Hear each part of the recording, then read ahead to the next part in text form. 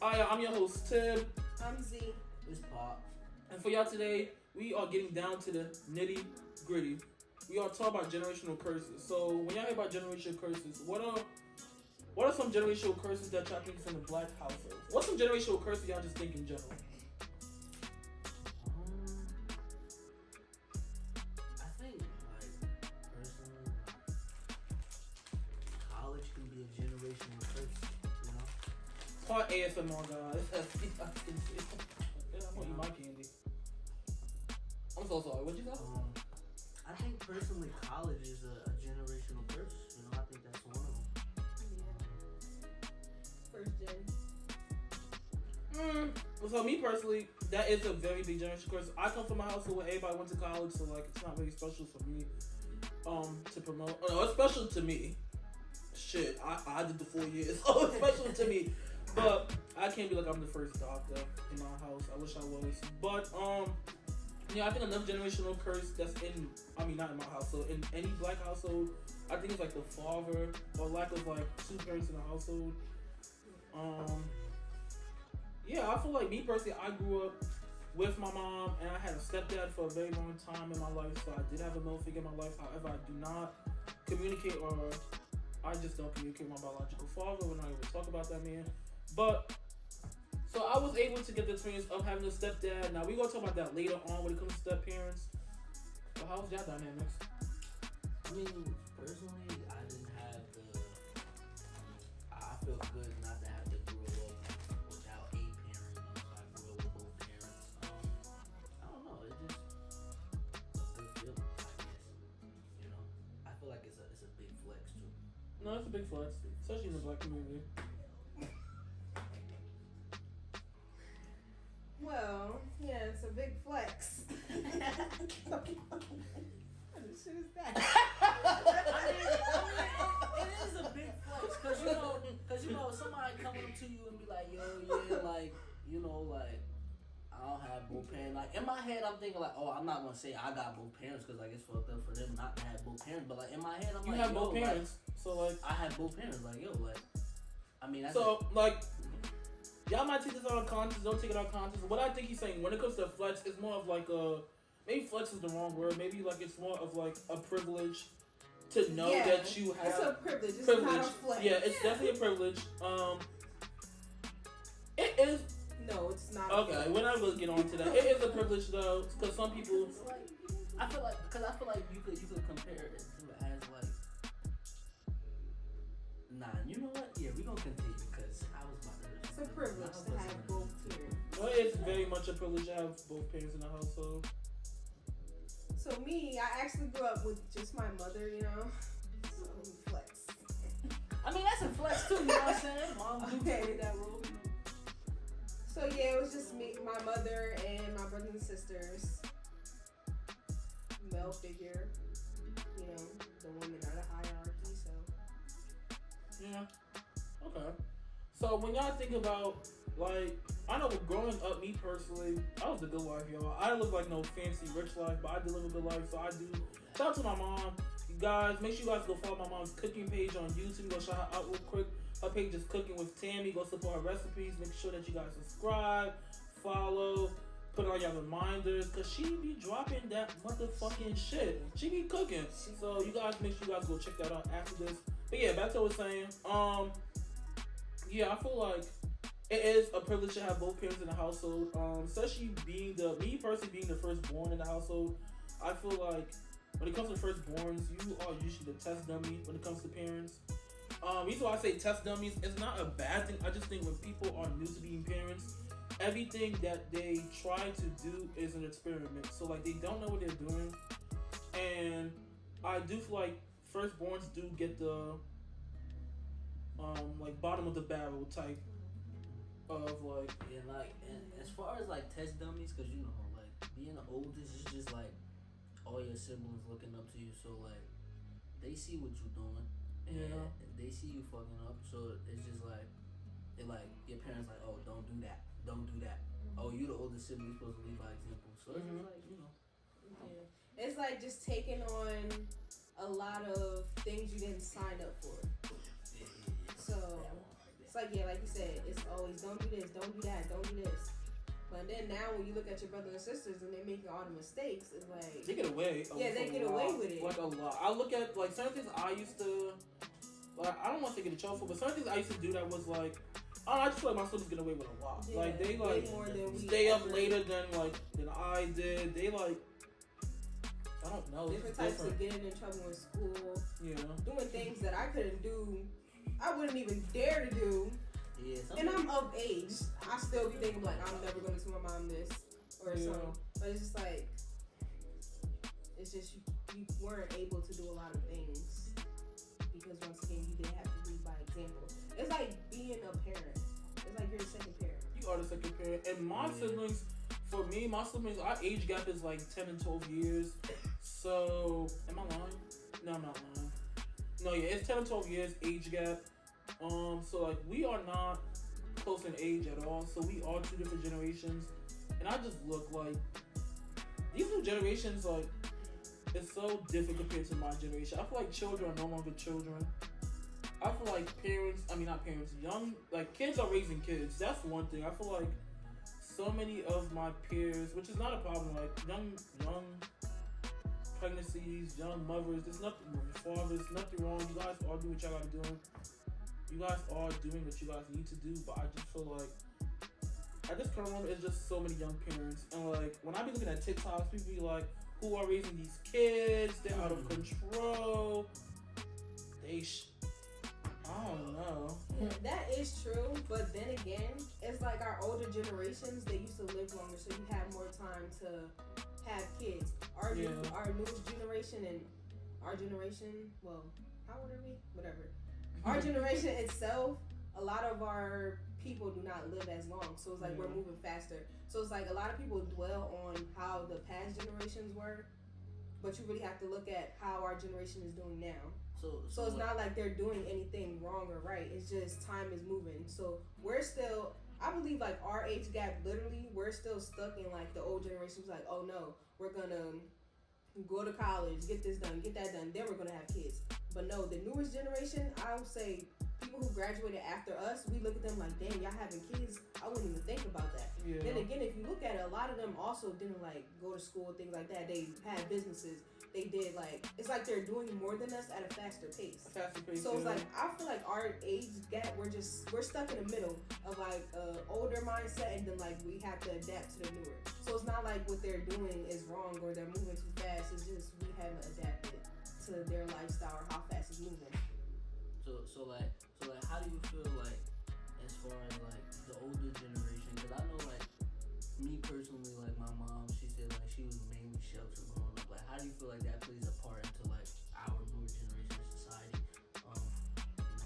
I think parents raise children either the way they was raised or the total opposite of how they was raised. Different.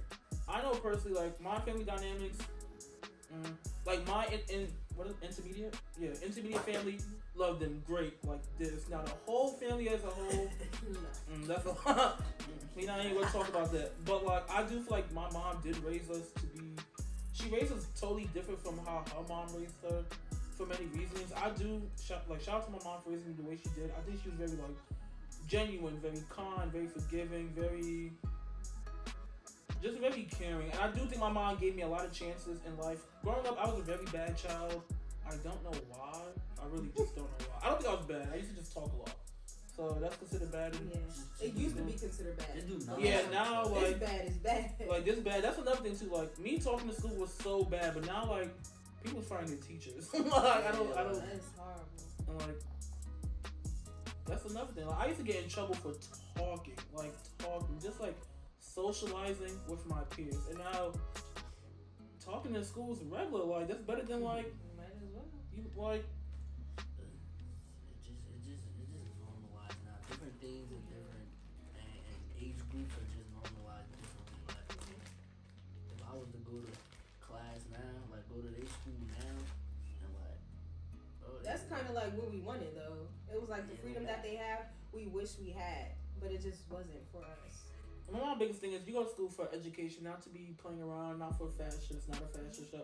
I come from a Caribbean household, so for all the Caribbeans, drop your flags in the comments. But like, yeah, I come from a Caribbean household, so I was very much on You go to school to learn. It's not a fashion show. Don't get me wrong. Mommy got me every Jordans that came out when I needed them. But like, you went to school to learn. It wasn't about like what you wear, what you have. Cause these kids now be going to school with Owens, Balenciaga, like iPhone 14. I didn't have that. Like I didn't have no Balenciaga. Like I couldn't like today. If I was in school, I would not be able to keep up. No, I'm lying. I would have been able to keep up, but like. I went to a charter school, so we couldn't even wear things outside my uniform. So black shoes. So it wasn't. I remember my charter school days. Sadly, didn't end the way it should have ended, but it was a great time. It was shout out to Launch Expeditionary Learning Charter School in Brooklyn. We love you guys. But like, also growing up, I feel like as time goes on, I feel like mental health is becoming more popular. Not even popular, it's just becoming noticed. Recognized, noticed. Especially in households, I feel like now parents are understanding mental health when it comes to their children. I feel like parents are also understanding mental health when it comes to them. But like parents have it hard out here. Like parents gotta take care of kids, they have to work, they have to take care of the household. So I feel like growing up, personally, I feel like my mom didn't really take care of her mental health as good as she should have. But now she's like doing more things to like take care of herself. I also think she takes like my whole family in general, I just feel like they listen to me, like listen to us as a whole more. Cause mental health is real. I feel like growing up, especially like with my grandparents and stuff, they were very more on the tougher side. So it's like, you know, like you can't do this, or you can't cry, or you can't do this, or it's like suck those tears up. Now I feel like parents are more like, oh, come here, like, acknowledge how you feel. But it's more so of how, once again, their generation. So our grandparents, things like that, they were going through hard times, like racism, Great Depressions, things like that. So it's like they had to be tougher. You couldn't cry. You just had to suck it up. So that came along with their parenting, and that went on to our parents. And I think mainly like nowadays is more like trying to break generational curses than keeping them going, because a lot of us have generational curses that are negatively impacting our lives, or so to speak. So like we want to see different in not just us, but like people around us. So we try to do whatever it takes not to end up like people before us. Yeah, I feel like that's what like what we said earlier too. When it comes to like the whole like our generation seeing like thinking like, oh, we need to go to college, we need to get a degree, we need to have a career. I feel like now as younger generations start to come in, I feel like they're more on the looser side. So they're not no longer thinking about going to school. They're more like, I can start this business, or I can do this, or like I want to do this. And I don't know if that's a good thing or a bad thing. I feel like social media too has a lot to play with this generational, like everybody's generational curse. I feel like people go on social media and want to have what all these celebrities have. They want to have the lifestyle, and it's like, y'all don't understand how much work they put in to get to the point where they got to. So like everybody feel like it's like it's not everybody's not made to just become a rapper, or made to just wake up one day and just be like, I'm rich. Like everybody's not made to be Kanye West. Like, everybody's not made to be like a Kanye West. Like you're not just gonna wake up one day and be like, I found my dream, my goal. Everybody goes through their own personal struggles that motivates them. So like your struggles may not motivate you to work as hard as Kanye West did to become what he became. You know what I'm saying? So you have to find whatever makes you get up in the morning, makes you want to work to be able to become that. Yeah, I agree, and then I disagree, because right now it's very easy to like become noticed, to make money off social media, things like that. So Kanye West and like everybody before is like, yeah, they did a lot to get where they are, but it's just going to last longer for them. So it's like, if you were to take social media away, you'll always know who Kanye West is. Yeah. If you take social media away, you'll know who, like, give me an example. Jay-Z, Lil Wayne, Jay-Z. But the newer generation is like, if you take social media away from them, it's like, what do they have? It's like, to their name. Yeah, what do they have to their name? Like, who are they? Like, and it's more like, I lost the thought. It's more like too like everybody's trying so hard now to all fit into this niche. It's crazy. Like, people might be like, oh, y'all starting a podcast because you see so many podcasts out there. I've been wanting to start a podcast. I never really worked on it. But, like, it is so many people out here now that, like, is trying to do different podcasts. I mean, like, influencers, hair influencers, like, tattoo. Like, it's a lot. So, like, it's also a lot more competition than there is a word prior. I feel like a lot of us is trying to gain generational wealth because, like, a lot of us don't have that. Like, we don't have nothing to pass down to our kids, or like our parents don't have nothing to pass down to our kids. So I feel like our generation is very good at trying to like build an empire for their families and stuff. I feel like our generation, we're really the generation after us, because I don't know, they're very good at like taking risks. Like, we're more of, I'm gonna sit back, I'm gonna think about it, things like that. They're like, no, I'm just gonna do it. So it's like a good thing and a bad thing. It's only a bad thing to us because we had a life without, I wouldn't even say without social media, but without like all the advanced technology. Yeah. The generations after us, well, not even generations, but the children after us, they didn't really have a life without technology. It was advanced. Yeah, by the time they were in school, they had smart boards and things like that. I didn't have smart boards until I was in like the 5th grade. 5th grade, 6th grade. Yeah. And I remember the exact day they put the smart boards. I remember the exact day they came in the classroom, did measurements, and took it out the box and put it up. And that's crazy to me. Yeah. Like, I remember remember too, the little turn it red, turn it green. Yeah, the markers. Yeah, like, it's crazy to me.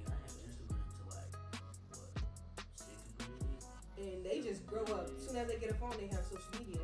So it's like, to us, it's like, oh, wow, like, y'all's moving really fast. They move really fast, but to them, no, it's keeping up. Yeah, this is like what their generation has came into. So, but also too, I feel like with that being the case, I feel like it made the future generation very like sensitive. I don't want anybody to take this the wrong way, but I do feel like the newer generation is very more sensitive than prior generations. I feel like everything, the smallest thing could take off a new generation like child. I feel like they don't get something, it's like they have a big mental breakdown, or I feel like I just feel like it's easier for them to like break down for things that like we. They have a lot more like support, like they like as far as everything. Honestly, they just got a lot more support. So when they're not used to somebody like back in the office, you're telling them no. Yeah. They're not used to hearing no. That's the problem. Because I feel like in life you're gonna hear no. You're gonna hear no a lot. And I feel like it's not even just that though. It's like, once again, it's not that things are more sensitive. It's just like they didn't have as much as a hard life as we had. By the time like our parents had them, like our brothers and sisters, this is when our parents are starting to realize, oh, being hard on my kids is not worth it. Like, it doesn't do anything but damage us.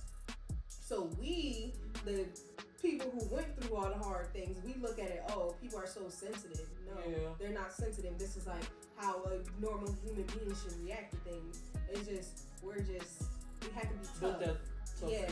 So it's not like everybody's so sensitive. No, like that's how normal people will react, especially to a lot of things. Like, even like with the TV shows, certain things that they would say, we'd be like, oh wow, they said that, ha ha ha. Now it's, what, you said that? And you're canceled.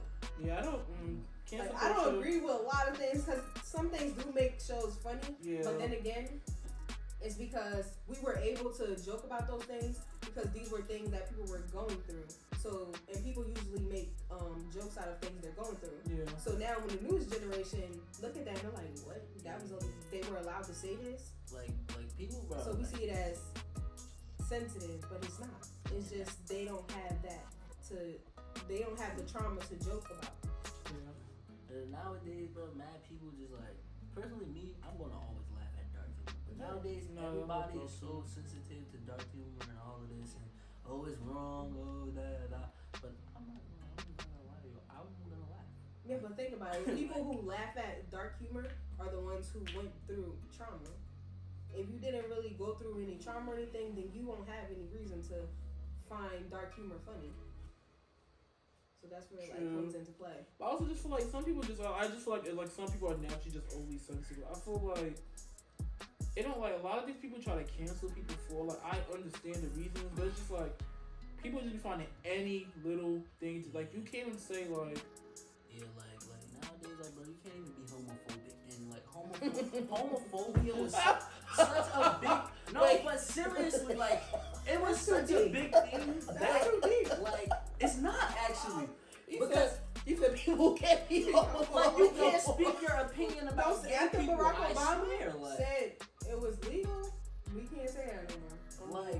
like bro, like back in the day, like they were so homophobic you couldn't be gay. Like nowadays, bro, you talk about somebody gay, you cancel automatically. I swear. Like, ooh, like, and I'm not. And listen, I'm not saying I have nothing against. If that's what you believe in, cool. I love everybody. Like, yeah, we gonna keep that. No, but wait, I agree. I But don't think I said cut. anything. Yeah, I don't know. I feel like We I don't have know. to appeal to our new culture. I feel like this podcast is about being real. That's his viewpoint. Okay, so he's not. Okay, what he's saying is he's not homophobic.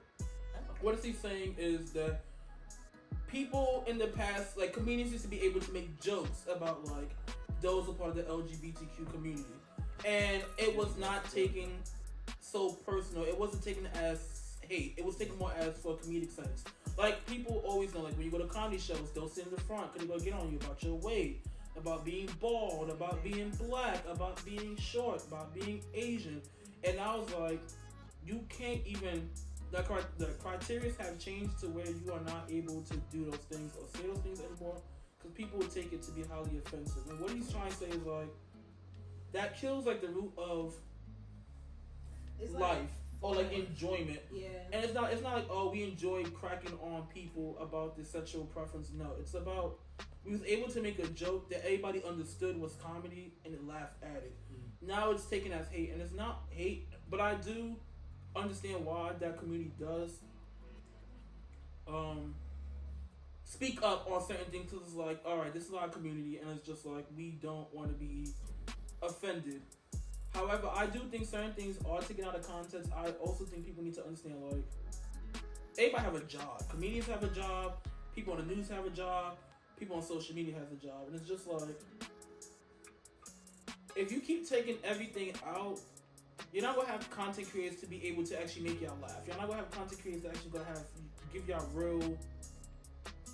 Am I making sense? Like y'all not gonna have content creators to be able to actually make content. I'm not saying you have to gel or like make fun of certain groups of people for content, but when you are so strictly on a leash of what you can now say, it's like you are always second guessing what you're saying, and like when you second guess, you're not getting the authentic response. You're getting more of like a generic robotic response because you're scared to get canceled. But on this motherfucking podcast, we're not scared to get canceled. We're gonna talk our motherfucking mind. But we respect everybody and we love all y'all. Subscribe. But no, yeah, I feel like that too. I feel like people are very sensitive. I do feel like, but I understand the sensitivity. Like it is okay to express your emotions. Let's normalize, especially in the black community, normalize black men and black females being able to express their emotions. It's okay. We don't need to be, yo, why you talking to me like that? Like, why are you playing with me? Like, stop playing me if I knock you out. Like, it don't even need to be on that type of timing. It could really just be like, embrace each other in the culture. I definitely see where you guys are coming from. But then again, because the newer generation, it's like, yeah, we are taking away like the comedy and things like that. But we have to like shift with the generation. So as you shift with the generation, we have to find new things that are funny. Like, I don't know what's funny anymore. I can't really give them something that's funny. no, yeah, I feel like so much. I feel like comedy just has plummet down. Comedy like, is no way that we can like comedians can say anything that they used to say. Like Dave Chappelle, he made that whole joke on his Netflix series. We're not about to like. I ain't gonna give my opinion about that, but he made a comment on his Netflix series and like they try to get him canceled, take it down off Netflix, riot Netflix. People's walking out, and I respect that. I do respect people speaking up for what you believe in. I totally like if you feel a type of way, go out there and speak up. Yeah, so if it's like everything that used to go on, like a lot of people didn't speak up about a lot of things and you weren't able to. So now with the new generation, they demand their respect. So it's more about not even, things are not funny anymore. It's like even with the LGBTQA plus, things like that, they weren't, like they used to, how can I say this? Like nobody respected them. They used to have to hide it, things like that. So now like if you speak on it, then we're gonna demand our respect. They were given that leverage to demand the respect. Just like, what else? The new generation. And black people in general. Yeah, black people now, like, everybody's speaking up against, like, police officers, things like that. Before it was, I'm not saying nothing. If you're black and you know not to do this, you know not to do that. But now it's like, no, now we got a certain leverage to now speak on with everything that we used to go through. So it's like... You know what the generational curse too I think is a problem? I feel like black people feel like becoming part of law enforcement is an issue, and I don't know why. I mean, I do know why, but I don't accept the reasons of why.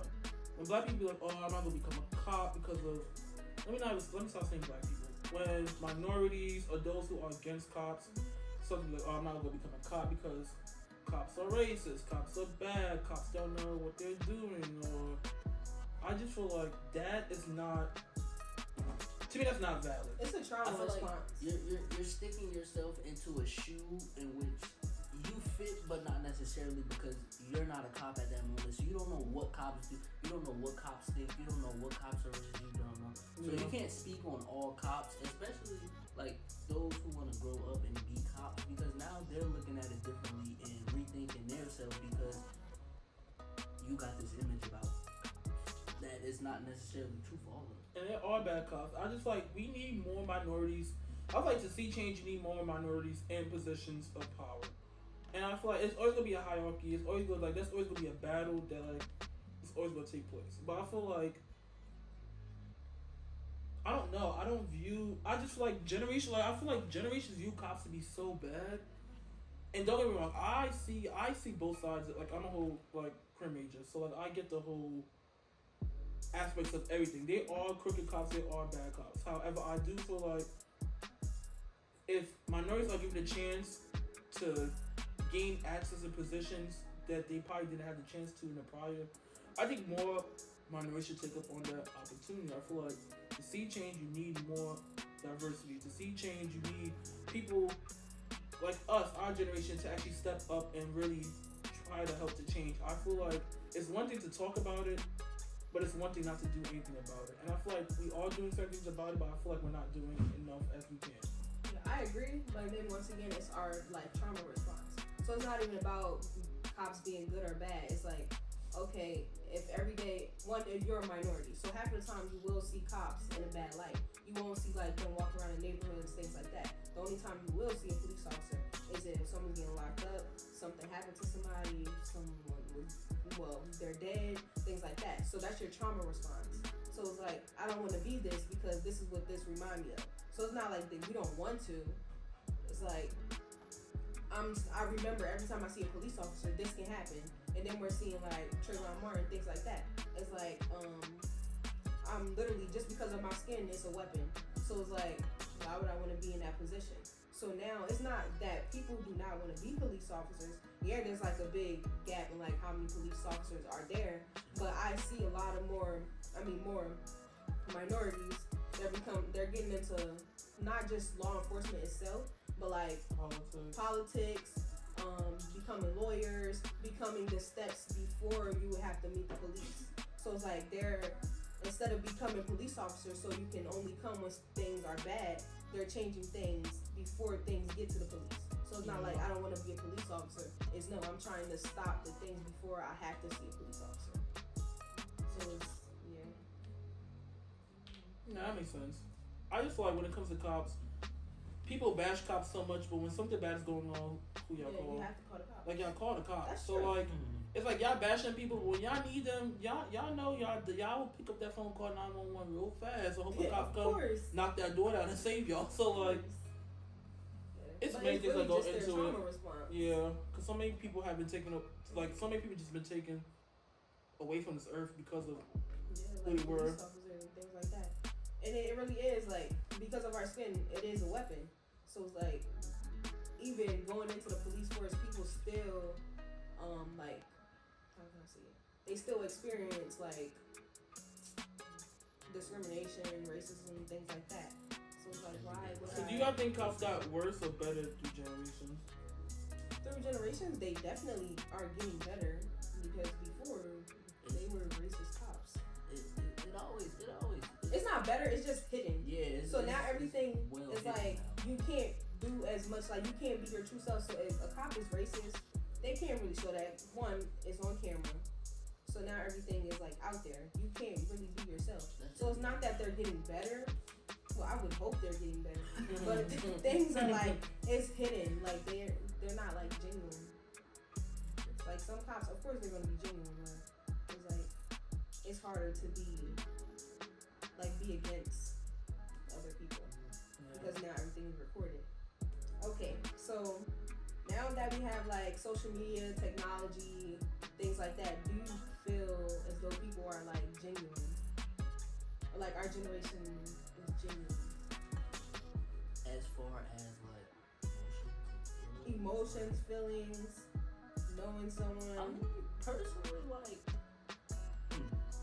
genuine, like, it's so hard to be genuinely emotional because, like, you have to hide a lot of stuff nowadays because, like you said, you can't do a lot of things publicly nowadays. So, like, it's hard to be very emotionally sound because, like, you're judged for everything. I don't know. I feel like people are very. I feel like our generation is pretty genuine. No, I feel like I don't even think this might not even be a generational thing. I think some generations have genuine people. I feel like some generations have ungenuine people. I feel like how do I put this? I feel like our generation. I feel like our parents' generation were genuine because like you had to see people in person. Like I don't know how to explain this with it making sense. I feel like newer generation are a little bit more on the selfish side. So I feel like they put themselves first. So it's like, I generally care about you, but I don't because I'm putting myself first, which is not a bad thing. You should always put yourself first in life. But I feel like with social media and things, I don't think things are truly genuine. I feel like people are doing things and saying things just to get places. I don't think people really, for clout. I don't think people generally care no more about like people's actual feelings. I don't think people generally care about like the things they say. Everything is fake. I feel like people just say things to sound good. Because people are scared to get canceled. Like, a racist person can sit here and be so racist, but they go generally be like, I love black people. I love me some black people. I support black people. I marched in Black Lives Matters protests. And sometimes those comments don't be genuine because you just want to seem like you're part of something so you don't get canceled. Even black people. Help me out, y'all. I don't even know. Like, black people do it too. Like, cause like, personally, like, as far as, like, I don't know how to explain this. Like, I feel for the black people. Like, you know, I'm black myself, so why wouldn't I? Like, you know, stop killing black people. Cops, you know, like, don't do it. But, like, personally, I'll be like, it's not me, so I'm happy. I'm living on, moving on another day. So it's just like, generally, do you care about the situation? Like, on camera, you would be like, I support this, but like, I'm kind of glad it's not me. yeah, like, I'm gonna move. I'm glad it's not me, and it's also like I'm so used to. Oh, y'all gonna hate me for saying this, but don't take the wrong way. Don't even try to clip it and try to use it against me. But I feel like black people are used to seeing. Let me stop saying black people. Minorities are used to seeing minorities kill each other so much and ignoring it. But when a cop does it, it's big, and it is big. But I think the genuineness of death of black people are not sometimes genuine. I feel like, and this is why I say this. I say this because you will see a black woman or man kill another black person and just say, okay to it. Mm-hmm. When a cop does it, it's all hell break loose, as it should be. But you're only doing it because of who did it. And only to prove that person is a bad occupation or a bad thing. Like, does that make sense? Like, I feel It like does. Because like, is that genuine? Like, do you genuinely care about black people's lives, or do you just care about who's killing them? who's killing black people and what you can put blame I on to honestly it? feel like black people, we like to make things like only we can do it. so only we can like say the N-word. Say the N-word to each other. Only we can. All of our trauma responses, we only do it to each other. So it's like if a cop does go out and kill a black person, of course we're all gonna come together. Yeah, of course you should. We're gonna come together to make sure something happens. But like if we're killing each other, this is like it's not even the fact that we want to do that. The white people put us in that position to kill each other to where we think it's okay. So that's a whole nother issue. That's a whole nother issue. That's a whole you different have to conversation. think about because we didn't just start killing each other just because. No, white people put that's a generational curse. Things, yeah, put things in our communities and things like that to where we began killing each other. To where it's shown in history. Drugs being put into black communities. Yeah. The crack epidemic was a tactic that was used to break down black households and put black men in jail and things like that. But I feel like us knowing that as generation, as community, I just feel like it's not easy to change though. Like one, it's a lot of things behind just being a minority in general. So it's like we know we shouldn't kill each other, of course.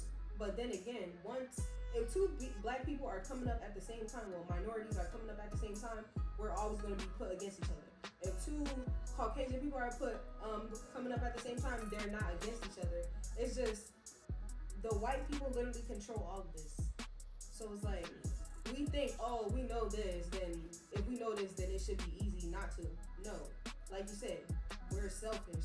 So if we ever get in a position to where we're gonna win, somebody has to get knocked off. So it's like how do we break that generational curse? I feel like my mindset is like we can help each other grow as people, but I just feel like us don't as a community don't do that. But we feel like we can't do that because we really can't. We think we can help each other like come up, but we can't. At some point we will both be stuck unless we leave somebody behind. I feel like as far as breaking the generational curse, because no one comes out the womb bad. Like you don't come out the womb saying I'm gonna kill somebody. It all starts in the household where you grow up. So all it is just trying to because everybody takes their situation differently. Like say your dad was on crack. He got 2 sons. One son grow up do crack. One son grow up and become a millionaire. They take their situations differently. So you just gotta look at it and be like, I don't want to be like that, and I'm gonna make sure my people under me, my kids, they not gonna have to see that. They gonna be able to see what it's like to grow up and live life, not live in fear and live, I do feel like a generation curse too is like, y'all don't hate me, I still don't care. I do feel like black people always trying to find fault in why they can't do something? Get something done.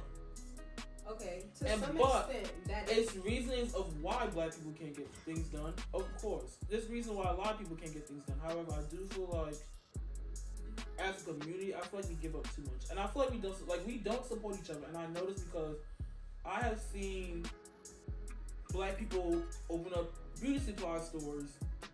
Lots of beauty supply stores empty. It's in a black neighborhood. Everybody goes to the Asian man beauty supply store. So it is cheaper, but my thing is, that comes into the genuineness.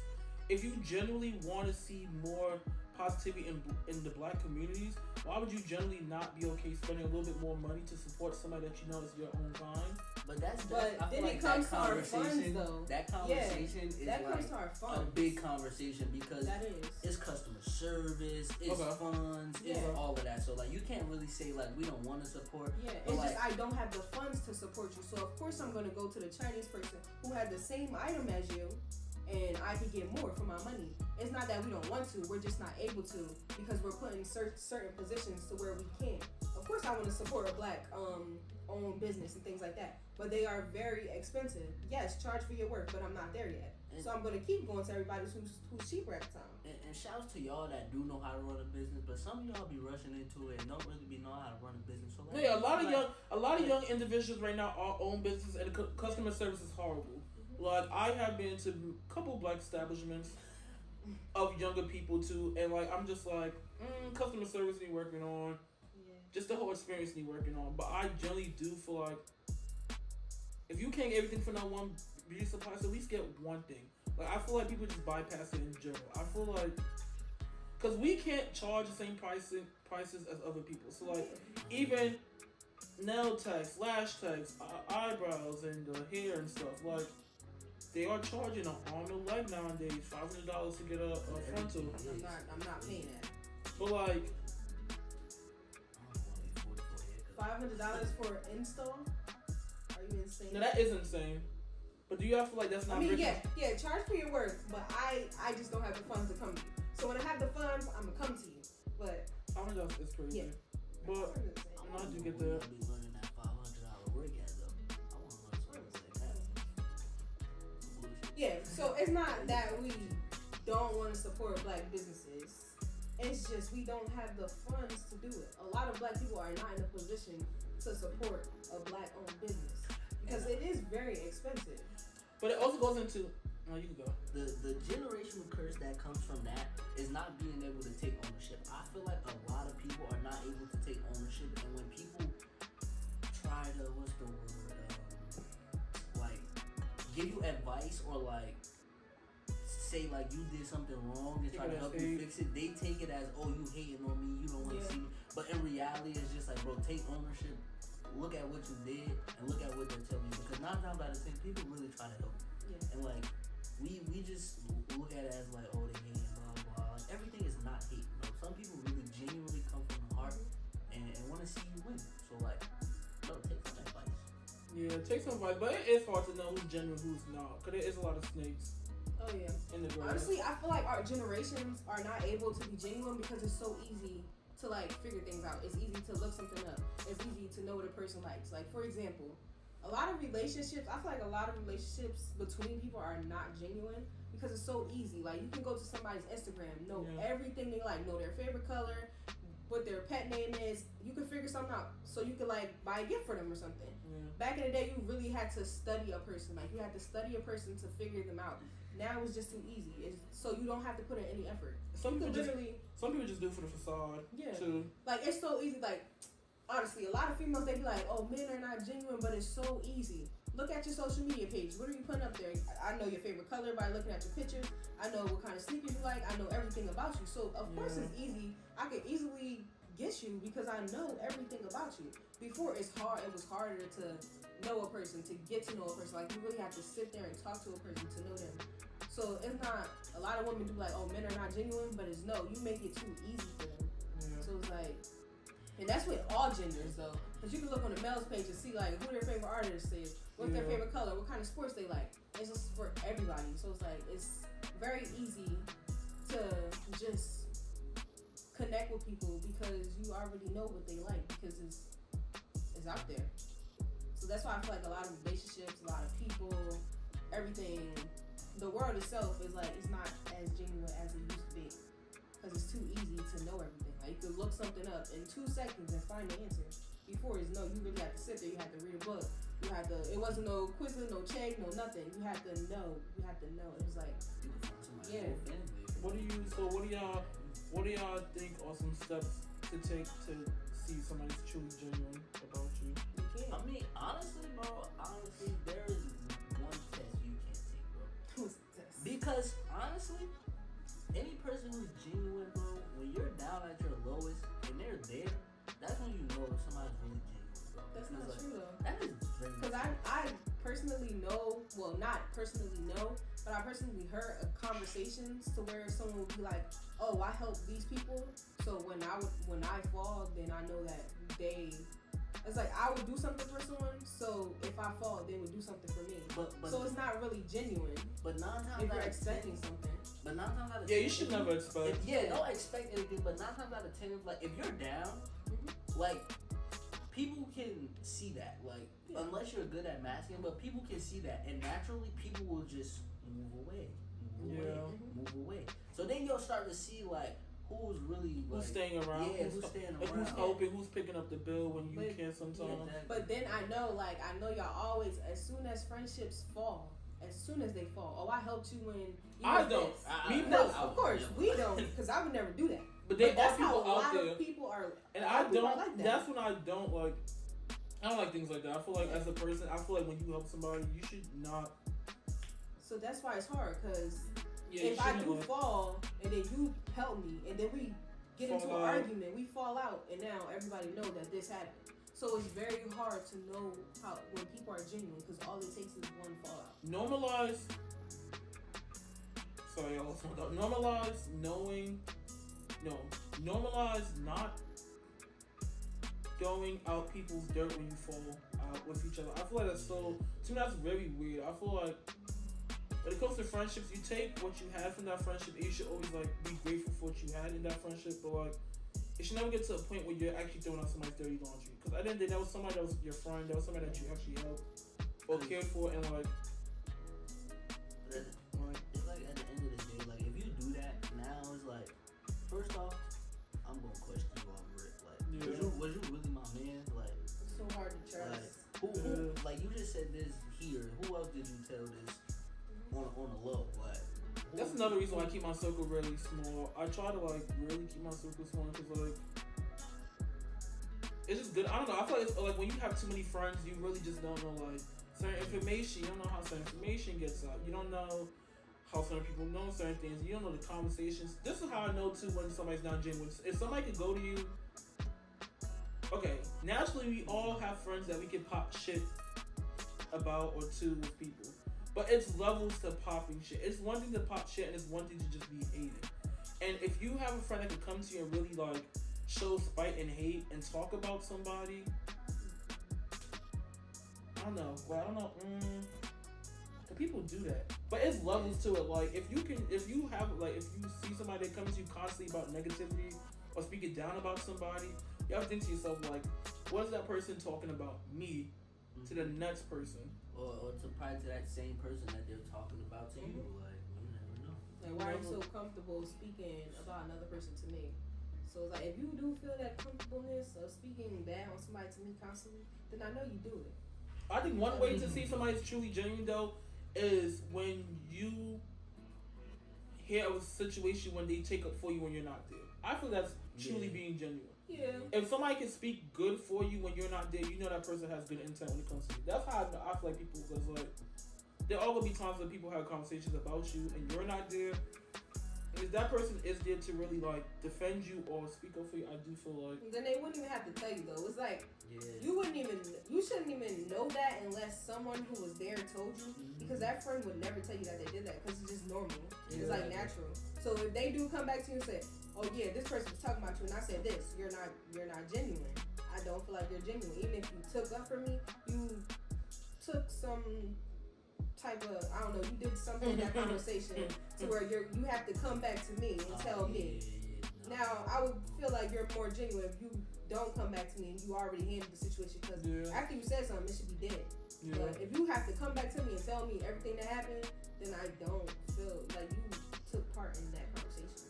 And that's true. Like, a lot of people just like they talk, and then they come back, and then people talk, and it's just a whole lot of talking. And it's like, bro, half the time should be thrown out of context. Yeah, it's a lot of miscommunication, misunderstanding. Like, no one, people who fall out, it's not even because like if something bad happened. If you really sit down, listen, and people talk, you be like, wow, this is what we're fighting about. that's funny. Like, that's why a lot of things are just like not genuine. So what are some generational curses y'all feel like y'all would try to not bring into y'all future generation or the generation that you bring into this world? I don't know, man. We talked about school, but like I'm just gonna say like just forcing an idea of college. Like it wasn't forced on me, but like it was definitely talked about. Yeah, especially growing up. A lot, like growing up, college. Like, yeah. So like just basically like you're your own person. Like it's a lot of things you can do to make money in this world, and college is one of them. But like college is the long road. Or not like a necessity if you have like a plan that you feel like is successful for you. Like if I feel like it's guaranteed. What you mean? Like, we don't look at it as guaranteed right now, but before this social media influencer stuff, college was guaranteed. Like, so we look at it as we're like 4 years in college, we're taking a long road, things like that. You have something to fall back on. But yeah, we have like, something to fall back on. Deep down, my mom always say this: if YouTube, Instagram, if everything was to be taken away, no one will have a job. What would you have that you would be able to, what would you have? What would you be like? What would you be able to fall back on? Okay. No, like I do. Like no, truly, I do understand that though, because I feel like people are so used to making fast money. Mm-hmm. It's like. If everything was to crash, if the internet was to crash for a week, it's just fast. What would y'all guys have? One, we don't have one. There is a, what is the word for it? Like, we need like plumbers, electricians, doctors, things Trades. like that. Yeah, people we should need all of that, and because people want fast money, a lot of people are like, no, I'm not doing this. One, you can literally make a business. Like, you can make an electrical company. That is a business. Oh yeah, a lot of people and are make so, money. Yeah. A lot of people are so, I want to do business, but they only think of businesses, hair, nails, clothing, shoes, things like that. No, businesses are electrical business, plumbing business, lawyer, event planning, firms. event planners, make event planning, money. Event they don't think. Like people just like everybody like I feel like people lose passion. I feel like now it's getting to the point where it's just like, oh, I'm gonna make sure I do something because I want that money. Or I'm going to school for this because I know it's good money. Well, it's like you're losing the passion and you're not really. Oh, okay. 1, 2, 3. Yeah, I feel like you're not passionate, or it's like a trend. Oh, this person's going to school to become. I don't even know. Like whatever you go to school to become. Like I just feel like people follow trends. It's just like. Yeah, I think everybody's hopping on. But bro, people who start out working 9 to 5s, bro, those are the ones who like build themselves up, start from the bottom, and become millionaires because now they own their own stuff because they were able to learn from people who started from the bottom, took the skills, or had the same skills as them, and able to take with that information that they had and make it into their own. Yeah, I feel like people are just scared to start off with a 9 to 5, and it's just like everybody needs to understand that. Everybody has a role to play in this life. And even though I won't be working a 9 to 5 for a very long time, but at some point I have to also remember that like, it's nothing wrong working a 9 to 5. There's nothing wrong being passionate working a 9 to 5. Like there's people that work 9 to 5s and still make good money. If people that own businesses, they work a 9 to 5. They work more than 8 hours a day. It may not be structured to where you have to sit down, clock in, clock out, go to lunch, but you are putting in so much time and effort into whatever you're doing. You're going to be working. And yes, I love the mindset of I don't want to have a boss. I totally get it. And I want you to start somewhere. You have to start somewhere. But thinking about it, working 9 to 5 doesn't mean having a boss because people work 9 to 5 and they're their own boss. Yeah. 9 to 5 doesn't always. Because you do have to pay yourself. Yeah, exactly. You're clocking in and out. Like 9 to 5 doesn't mean you're always going to work. It just means that like you're putting in these hours, and no matter what you do between those 8 hours, you're still gonna have to come off of those 8 hours and put in more work. Literally. That's why I feel like a lot of relationships too are not genuine. Because I feel like people who date people like, I feel like a lot of people in our generation, especially females, I feel like they are now so used to seeing everybody with rappers. That's another thing. Y'all, the rapping gotta stop. Everybody cannot be a rapper. I don't care if you sound. I don't care if you think you're on a drill beat. Well, let me not lie, because anybody can come on. Period. But like, y'all, like, let's just move on. Let's not everybody can become a rapper, but you won't have like. You ain't Drake. Yeah, you won't. You like after you'll have that like a couple hits and then like no one will remember you. Or like people don't practice the craft. It's like y'all just get a studio booth and like y'all say y'all things. It's just like y'all don't practice. Y'all don't put in the time. Y'all don't put in the energy. Like I feel like everybody. But they don't have to. Nicki Minaj said this perfect. She said, "Y'all don't have to work no more." Like it's not word for word, but this is what she's saying. Y'all don't have to work no more as how we had to work growing up. Like, especially with streaming, different platforms, like, definitely. Things have changed, and it's just like, people are now not having to work as hard as though, and it's okay, but it's like... That's why everybody is so scared of the struggle. Like, everybody is scared to... Struggle. Yeah, struggle. Like, it's like, oh, if I don't have this by this age, I'm a failure. When deep down, because you're 21 and you don't have a crib or a paddock on your wrist, it's like... pack, I don't know. Like, it's, oh, life is over, I'm a failure. When it's really not even, like, the case. Like, you...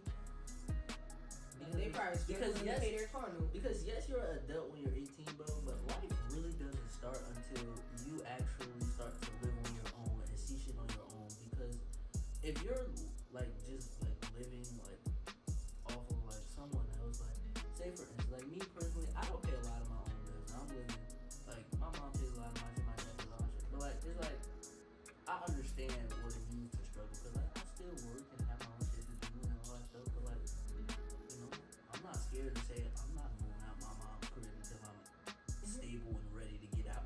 No, yeah, of course. Like, I'm not in a rush to move out at 18 and have my own apartment, own car. No.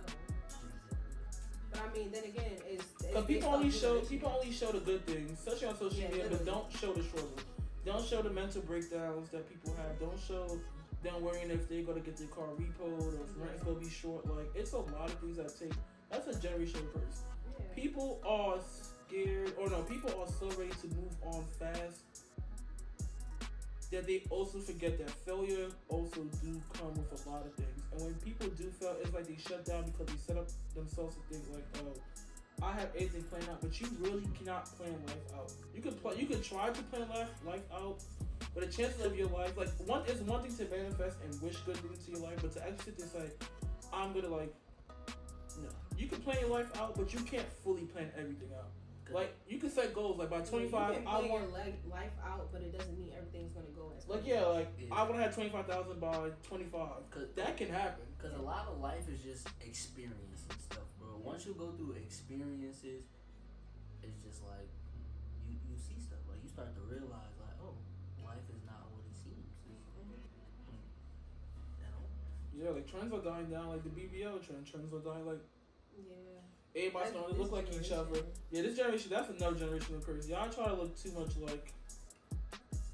Everybody just try to look too much... No one's genuine. Everybody, as soon as the BBL era came out, everybody went BBL. Fake hair down to your ankles, everybody want to look like money. Yeah, everybody want to look like money. That's really what it is. And every time a category come out, first it was the BBL era. As soon as that died down, here come the boys.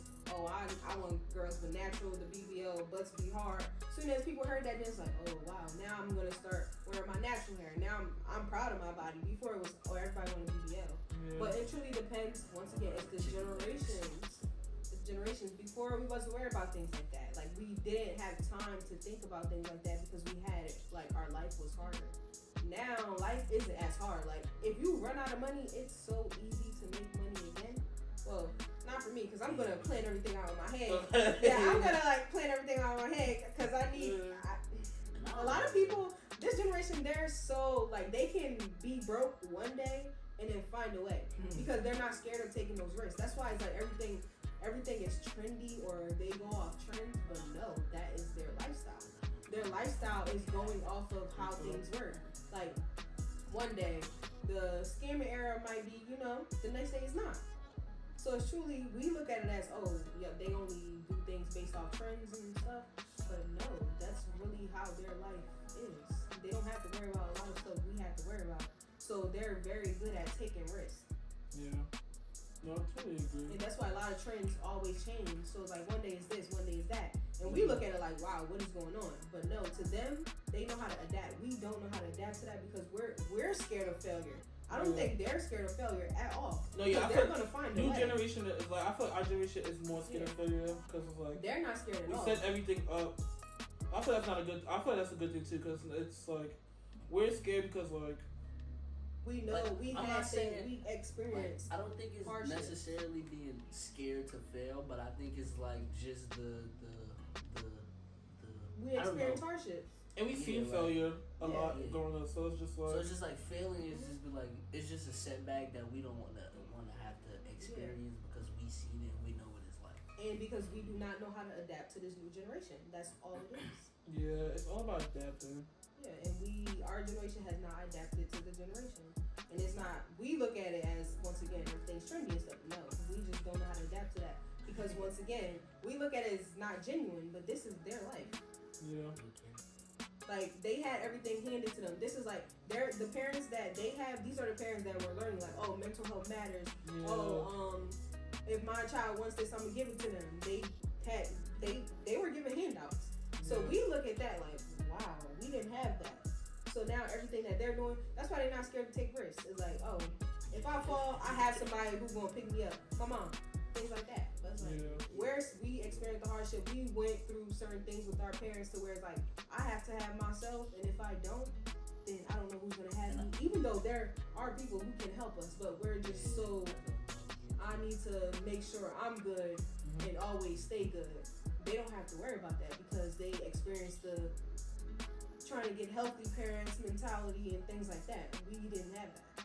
Yeah, it's like I feel like everybody has at least a person they can fall back on. But like personally, me, I'm not the type of person to be like, I'm gonna fall back. Nah, I'm gonna try to get my own because I want my own. I'm not. Hey, can you? Because like when it's too many handouts. We know how important it is to have our own. They do not. They can get this car the next day, crash it, and then like, dang, I need to get more money to get a new one. Yeah. No, I just crashed my car. Now this is happening. Now that is happening. This is happening. No, they're worried about getting a new car because they have somewhere to stay. No, we thinking how we gonna get to work to pay the rent for the house because I don't have a car. Still pay off that car. They have people. So it's like, it's really just generational curses. Our generational curse is experience hardships. And we don't know how to adapt to the new generation. Fendi fact. All Fendi facts. But I feel like we had a great talk. I actually enjoyed this talk a lot. I actually do feel like there's many generational curses that is out there that is unseen, unheard of. Or it's not talked about. I generally do appreciate seeing and going through the different generational curses, because I do feel like as you get older, as you grow, the things that you do see and acknowledge, you are able to fix in the future. So the things that you don't want to bring on into the future can change, which is a good thing. So, yeah, watching. This is the end of our podcast. I hope you guys enjoyed our episode. Make sure that you guys subscribe, follow, comment, all the, the big 6, 5, whatever number it is. But like, thank you guys for watching. Hope you guys enjoy the content. I'm your host, Tiv. I'm Z. And this is a banger. WTV. How long was that?